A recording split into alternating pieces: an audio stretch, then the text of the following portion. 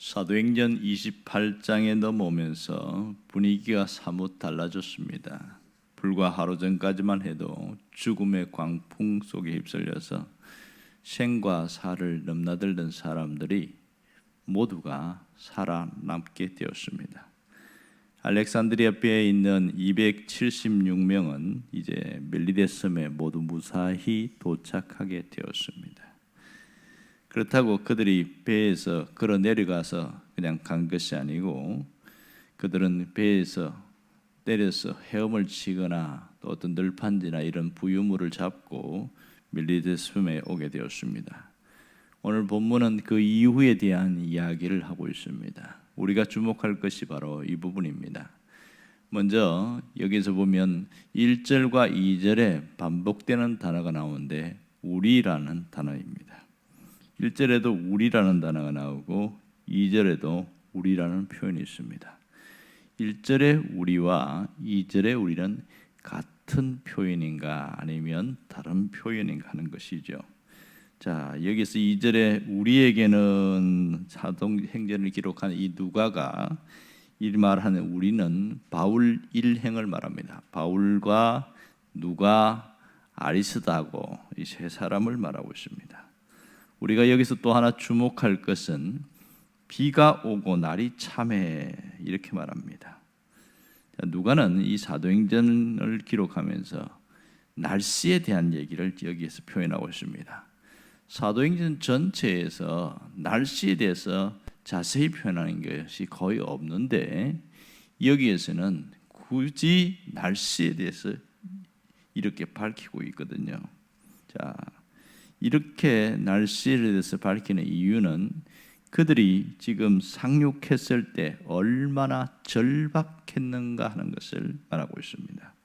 멜리데 섬에 상륙한 276명은 모두 물에 흠뻑 젖어 있었지요. 그리고 11월에 내리는 이 비와 함께 내리는 이 이른 아침입니다. 지금 날이 참해 이 말은 낮은 기온으로 추위에 떨고 있었다 이런 말이지요. 그들에게 가장 절실히 필요한 것이 무엇이었습니까? 그것은 따뜻한 불입니다.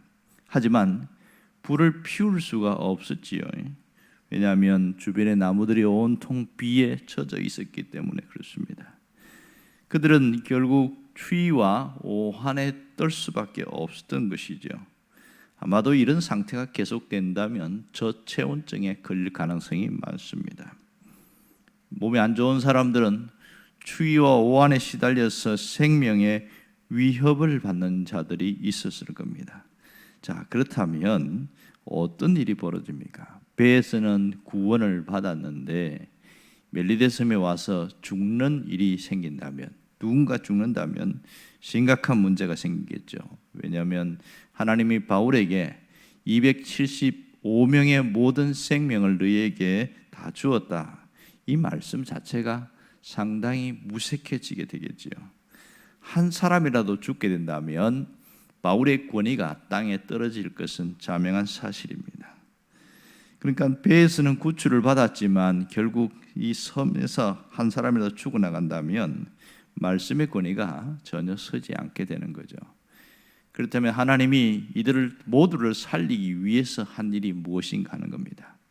특별히 하나님은 멜리데 섬의 이 원주민들에게 마음을 열게 하셨다는 것이 놀라운 겁니다.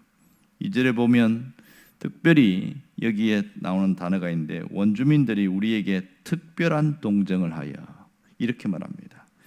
이 원주민들은 페니키아 혈통을 가진 자들이었는데요.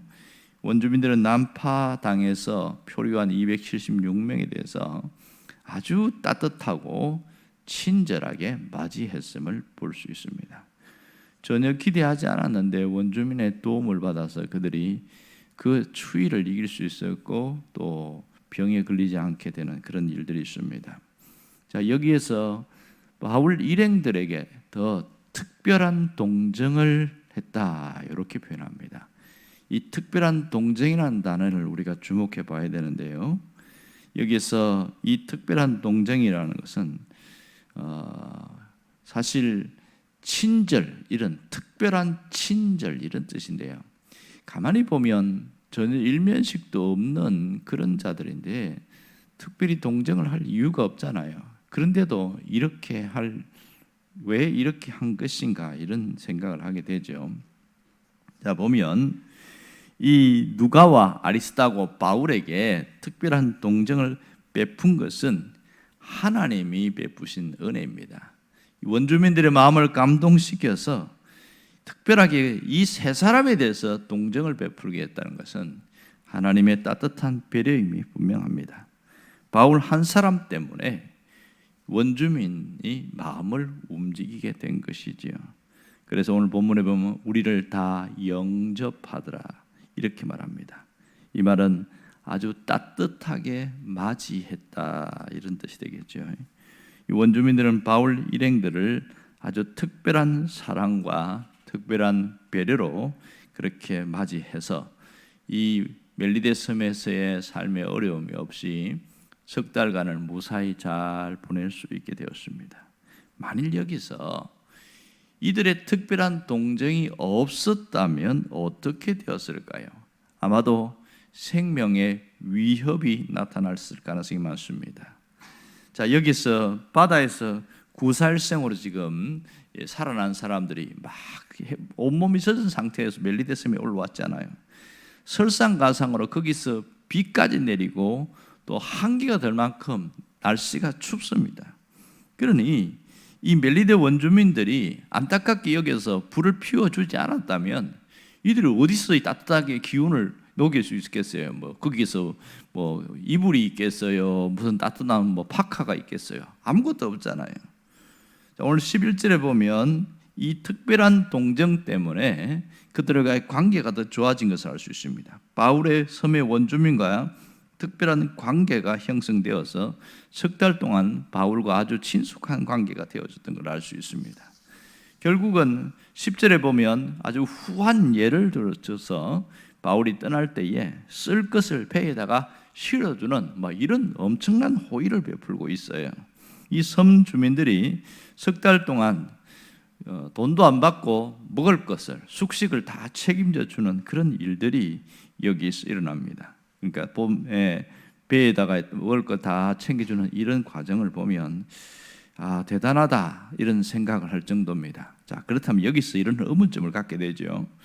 왜 멜리데 섬에 있는 이 주민들은 276명 전체가 아니라 바울 일행들에게만 특별한 동정을 베풀게 되었는가 하는 겁니다.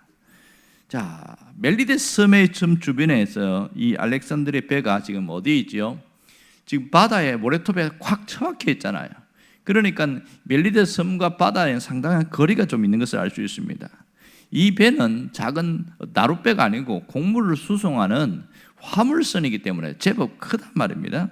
이 대형 선박이 모래톱에 처박혀 있으니까 사람들이 나올 수가 없잖아요. 헤엄쳐서 올 수밖에 없는 거죠. 그런데 널찍하게서 왔는데 바울은 지금 어떤 모습입니까? 인생 말년이에요. 그리고 늙고 병약하고 지병을 갖고 있습니다. 그런 사람이 젊은 사람처럼 수영을 해서 이 멜리데 섬까지 온다는 거 보통 일이 아닌 것이지요. 체력적으로도 굉장히 소비가 될 것이고 몸이 얼마나 축인하고 힘들겠습니까?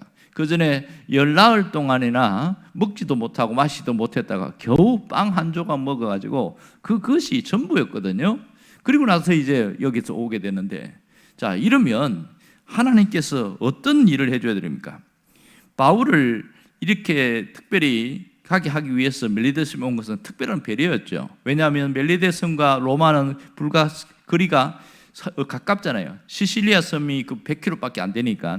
그러니까 하나님께서 이 바울을 로마의 법정에 세우기 위해서, 주님의 정인을 세우기 위해서 한 신비로운 섭리가 있다는 건 사실입니다. 이왕 하나님이 도와주셨다면 이 바울이 도착했을 때에 햇빛이 따뜻하게 비치고 그리고 모든 것이 기온도 올라가고 이랬으면 얼마나 좋았을까. 하지만 현실은 냉혹했습니다. 오늘 2절에 나오는 것처럼 비가 오고 날이 참해 이랬습니다. 왜 하나님은 햇빛이 쨍쨍 내리쬐게 하지 않고 비가 오고 저체온증에 걸릴 정도로 날이 차게끔 이렇게 내버려 두었을까? 하나님의 능력이 그렇게 없는 건 아닌데 굳이 소낙비가 내리게 만들었을까요? 여기 비가 오고 날이 차면은 이런 뜻입니다. 소낙비가 쏟아지면서 추위가 한꺼번에 몰려왔다, 이런 뜻이 되는 거거든요. 이 바울 일행들에게 왜 이런 날씨를 따뜻한 날씨를 허용하지 않았을까요? 많은 성경학자도 그런 얘기합니다만은 따뜻한 날씨, 햇빛이 쨍쨍 내릴 때는 이런 아침이었다면 원주민들이 바울 일행들, 바울 특별히 나이 많고 병약한 바울에게 주목할 이유가 없다는 거예요. 그리고 석 달 동안 그들이 여기서 머물면서 어떻게 먹고 살 것인지에 대해서도 전혀 준비가 되지 않았습니다. 그러니 얼마나 힘들게 석 달을 보냈을지 자명한 사실이라는 거예요. 그래서 하나님은 일부러 이 춥고 비 오는 날씨를 그냥 그대로 허용하셨다. 이걸 우리는 뭐라고 표현하냐면 허용적 섭리, 이렇게 표현합니다. 그 보기에는 너무나 시렵고 너무나 하나님이 매정해 보이고 어떻게 이럴 수가 있는가 하는 것이지만, 비가 오고 날이 차는 그 날씨를 허락하셨기 때문에 이 원주민들이 바울 일행들에 대해서 특별한 동정을 하게 됐던 거죠. 특별한 마음이, 울컥하는 마음이 생긴 거예요. 그래서 불쌍한 마음이 들게 만드는 것이죠. 여러분 생각해 보세요. 바울이 지금 수영을 해서 왔습니다. 지금 그 얼굴이 또 나이도 들었잖아요. 병약한 건 뻔히 보이고 가장 많이 덜덜 떨고 했던 사람이 아마 바울이 아닐까요? 입술은 새파랗게 변해 있고 그래갖고 추위를 이기지 못해서 덜덜 떨고 있는 그 모습을 이 원주민들에게 유독히 눈에 확 보인 거예요. 저렇게 두다가는 저렇게 저체온증으로 죽을 수도 있다, 그런 마음이 들은 거죠. 그래서 자기 집에 있는 그 장작가를 가져와가지고 이리 오시라고 해가지고 불을 피워가지고 여기 좀 앉으라고, 이게 시작된 거예요. 이게 특별한 동정이었습니다. 그것이 바울 일행들과의 아주 친숙한 관계가 시작되는 첫 단추였습니다. 하나님께서 이 겨울 소낙비가 쏟아지는 가운데 추위를 그대로 허락하신 이유는 그 다음 삶을 위한 배려였음을 알 수가 있습니다. 이렇게 겨울 소낙비가 쏟아지고 추위가 기승을 부릴 때에 바울은 불평을 하거나 원망을 하지 않았습니다. 늙고 병약한 이 바울이 강철 같은 체력을 가진 군인들과 서는 틈새에서 자신이 특별히 아무렇지도 않은 척 위장하지도 않았습니다. 그저 있는 그대로, 현실 그대로 그냥 보여주었던 것이죠. 그래서 대책 없이 겨울 소낙비에 맞아서 온몸이 덜덜 떨고 있는 그 모습을, 그것을 사람들이 보게끔 그렇게 되었던 겁니다. 이 모습 때문에 그들은 석 달 동안 무상으로 잘 지내게 된 그 과정을 볼 수 있습니다. 여기서 우리에게 아주 중요한 교훈을 주고 있습니다.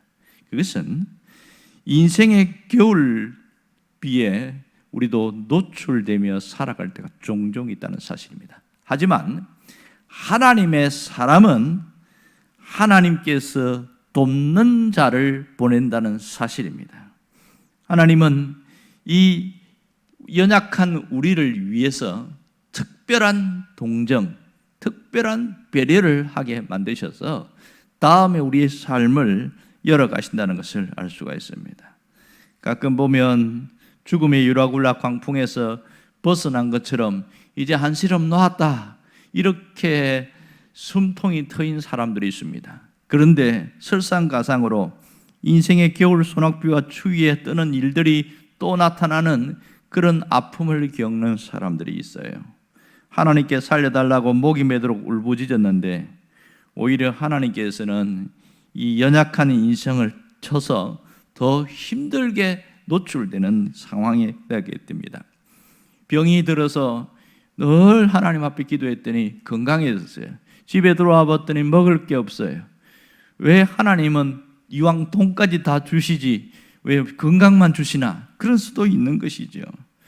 여러분, 이런 처지에 있는 사람 성경에 종종 나오는데 모세를 한번 쭉 생각을 해보면 그런 자기의 의지와 상관없이 갈대 상자에 둥둥 떠내려가면서 죽을 위기에 있었습니다. 물론 그 당시 상황은 어쩔 수 없이 부모가 자식을 버릴 수밖에 없는 상황이었던 것이죠. 하지만 그렇게 할 때 마침 이 바로의 공주를 만나게 됐습니다. 그런데 바로의 공주를 만났다고 다 살려주는 건 아니지요. 당시에 바로가 왕이 뭐라고 그랬냐면 모든 이집트의 이스라엘 사람들 남자아이는 무조건 죽여라, 이게 명령이었거든요. 그런데 바로의 공주가 둥둥 떠내려오는 이 갈대 상자에 있는 아이를 보는 순간 이 아이가 자지러지게 우는 거예요. 정말 막 자지러지게 우는데 그때 이 바로의 공주에게 모성애가 확 일어난 겁니다. 야, 그 아이를 버리지 말고 데려와라. 만일 그 순간에 이 모세가 울지 않았다면 어떻게 됐을까? 그는 틀림없이 죽게 되었을 겁니다. 결국은 이 모세는 살아나게 되었고 왕궁에서 40년 동안 제왕 수업을 받게 되는 이런 일이 있었습니다. 그 이후에 하나님은 이미 80년 후를 내다보시고 하나님은 이 일을 시작하신 겁니다. 결국은 모세를 통해서 출애굽하는 그런 엄청난 일을 하는 과정을 80년 전부터 하나님이 계획하심을 알 수 있습니다. 우리의 현실을 보면 인생의 겨울 소낙비와 추위에 떨면서 지내야 할 때가 종종 있습니다. 하지만 하나님은 우리를 외면하지 않는다는 사실입니다. 그 인생의 겨울 소낙비 때문에 고통당하는 그 현실에 죽을 것 같은 상황이지만 돕는 자를 보내신다는 겁니다. 나를 돕는 자와 새로운 관계를 만들어 나가는 것을 볼 수 있습니다. 바울을 통해서 볼 수 있는 것은 바로 이 부분입니다. 하나님은 멜리데 섬의 주 사람들을 마음을 움직였습니다. 노년의 병약한 몸으로 추위에 떨고 있는 이 바울에게 특별한 동정심을 갖게 했던 것이죠. 결국은 석 달 동안 사는 동안에 아무 문제가 없도록 하나님이 책임져 주셨습니다. 로마로 입성하는 모든 것이 하나님의 섭리 속에서 이루어졌습니다. 구약의 야곱도 결국은 승승장구해서 집으로 돌아가지만 야복강에서 자기를 죽이려고 온 그 형 때문에 400명의 군사를 이끌고 온 형 때문에 갈 수가 없는 상황이었습니다. 그때 야곱이 절실하게 하나님 앞에 매달린 것은 자명한 사실이죠. 그렇다면 우리가 어떤 생각을 합니까? 매달렸으니까 하나님이 이 변화를 일으켜서 그 에서의 마음 바뀌도록 해줘야 되는데 하나님이 하신 일은 천사를 보냈어요. 천사가 뭐 했습니까? 밤새도록 씨름을 하는데 천사가 야곱의 환도뼈를 쳐버렸어요. 그러니까 그 야곱의 다리가 절개된 것이지요. 여러분, 대퇴부 다리를 쳐버리니까 이게 사람이 걸어갈 수가 없는 거예요. 왜 이렇게까지 하시는 건가? 하나님께 응답을 바랬더니 오히려 더 불구자가 되게 만들어버렸어요. 결국 그것은 하나님의 특별한 배려였습니다. 야곱 에서의 마음을 바꿀 수 있는 것은 이것밖에 없습니다. 저 멀리서 다리를 질질 끌고 오는 그 동생을 볼 때 그 분노에 찬 에서가 순식간에 갑자기 너무너무 불쌍하게 보이는 거예요. 자기 동생이 20년 만에 보는데 너무너무 불쌍한 거예요. 그래서 원수의 그런 칼을 품었던 그것을 눈노도 녹이던 이 엄청난 일들이 일어난 것을 우리는 압니다. 여러분, 인생의 겨울 소낙비가 내리고 있는 분들이 주변에 종종 있습니다. 매서운 추위에 싸우는 분들이 있어요. 만일 하나님께서 우리의 인생의 겨울 소낙비와 추위를 몰아치게 하셨다면 그것은 그 겨울 소낙비와 추위를 통해서 하나님께서 우리에게 예정하신 새로운 길을 열어주시기 위함인 겁니다. 하나님께서 우리의 인생 관절을 치셔서 우리 인생이 절고 있다면 우리가 누군가의 사이에서 새로운 관계를 열어주시기 위한 것이지요. 하나님께서 갈대상자처럼 보잘것없는 이 인생의 형편에서 울 수밖에 없는 그런 지경이 있을 때에 그 울음을 통해서 하나님이 작정하신 새로운 기회를 주기 위함인 것을 알아야 됩니다. 그러므로 눈앞에 있는 현실만 본다는 것은 어리석은 일이지요. 우리의 인생이 춥지 않게 하시려고, 우리의 인생이 더 이상 울지 않게 하시려고, 우리 인생이 더 이상 절지 않게 하시려는 하나님의 계획이 있습니다. 그러므로 우리는 더 이상 위장하려고 하면 안 됩니다. 아무것도 아니고 괜찮은 척 할 필요가 없다는 것이죠. 추울 때는 추운 것을 드러내고 너무 울고 싶을 때는 그냥 울으라는 거예요. 그럴 때에 하나님이 우리에게 새로운 것을 열어주시고 우리 인생을 열어간다는 것을 잊지 않기를 원합니다. 우리 모두 겨울 소낙비를 맞으면서 겨울 추위에 온몸에 들들 떨 때에 이제 우리가 어떻게 해야 되느냐? 하나님 앞에서 우리가 서 있어야 됩니다. 하나님 앞에 서 있으면 하나님이 직접 천사를 보내거나 하지 않고 하나님은 사람을 보내고 때로는 환경을 바꿔 나갑니다. 중요한 것은 하나님께서는 지금도 역사하신다는 사실을 믿는 것이지요. 새로운 미래를 열어가신다는 사실에 대한 굳건한 믿음이 있는 사람만이 현실을 버틸 수 있고 이겨낼 수가 있는 겁니다. 여러분, 하나님은 우리를 버린 적이 없습니다. 우리를 떠난 적이 없습니다. 그렇다면 우리의 인생은 하나님의 손에 의하여 새로운 나날이 열릴 것을 기대하기를 바랍니다. 바울에게 이렇게 춥고 차가운 겨울비를 맞으면서 그렇게 내버려 노출시킨 것은 그 다음 삶을 하나님이 배려하신 하나님께서 석 달의 삶을 열어가시려는 놀라운 계획이 있었기 때문에 그렇습니다. 우리 인생이 때로는 3년, 때로는 5년, 몇 년 동안에 이렇게 고통을 겪게 하시는 것은 그렇게 기도했는데도 응답이 없는 것처럼 느껴지는 것은 하나님이 그 다음 삶을 열어가기 위한 하나님의 계획하심이 있음을 잊지 않기를 간절히 바랍니다. 기도하겠습니다.